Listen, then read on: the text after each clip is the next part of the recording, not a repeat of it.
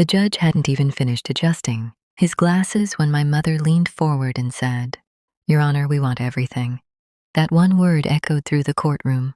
Everything. My house, my savings, my business, my future. They sat there like victims, crying, shaking their heads, and everyone believed them.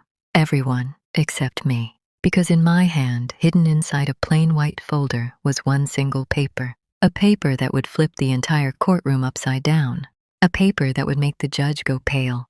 A paper that would bring the police running through those doors. But no one knew that yet, not even my parents.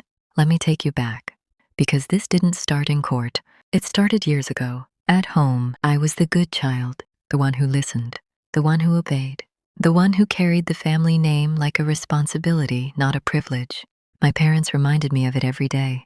"We sacrificed everything for you," my father would say, slamming his teacup on the table. "You owe us," my mother would add softly, like a knife wrapped in silk. So I worked hard. I skipped parties, skipped trips, skipped sleep. By 26, I had built a small logistics business from nothing.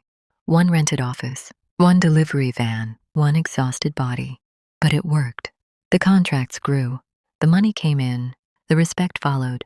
And that's when my parents changed. Suddenly they were proud. Suddenly, I was our son. They started visiting my office, sitting in my chair, answering my phone.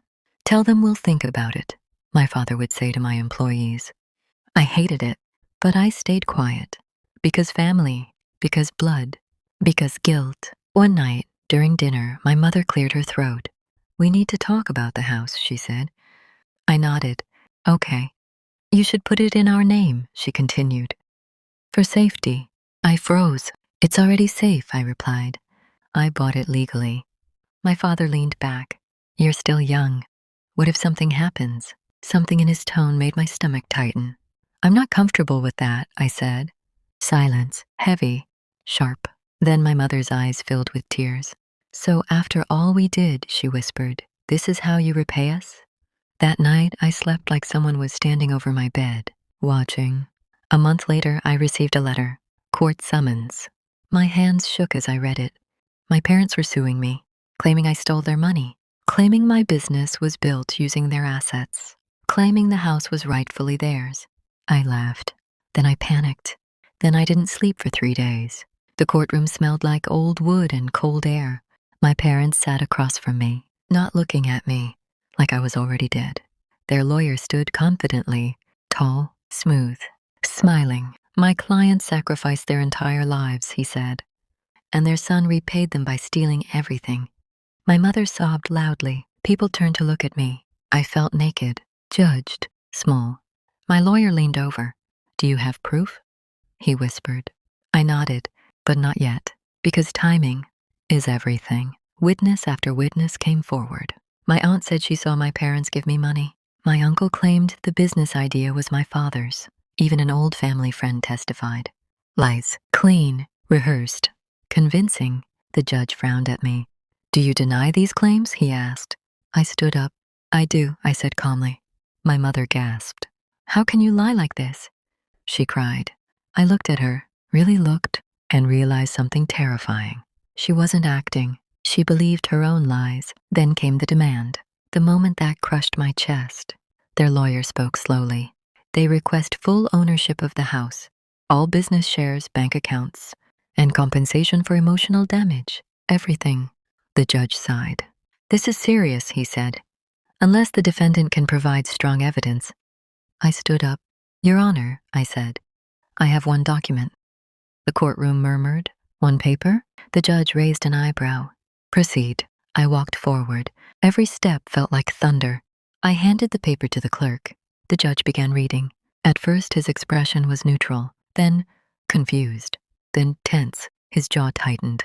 He adjusted his glasses again and again. My parents leaned forward, smiling, waiting. Suddenly, the judge slammed the paper on his desk. "Order," he shouted. The room went silent. My mother's smile faded. My father's face drained of color. "Is this document authentic?" the judge asked. "Yes," I replied. "Verified by the bank and a forensic auditor." The judge's voice dropped. "Court is in recess." Before anyone could react, he turned to the bailiff. Call the police. Gasps, whispers, chaos. My mother stood up. What is this? She screamed. What's happening? The doors opened. 2 officers entered. Then 4. Then more. My father collapsed back into his seat. No, he whispered. No, no, no. The judge spoke clearly. This document proves long-term financial fraud, identity misuse, and forged signatures. The paper? A full transaction record, showing how my parents had secretly taken loans in my name, used my identity, forged my signatures, and funneled the money into accounts they controlled. For years, even before my business existed, I turned to them. You didn't sacrifice for me, I said quietly. You used me. My mother screamed. He's lying. The officer stepped forward. Ma'am, please remain seated. My father tried to run. He didn't make it past the aisle. The judge looked at me. You planned this. I nodded. I found out 6 months ago, I said. I waited. My lawyer smiled for the first time.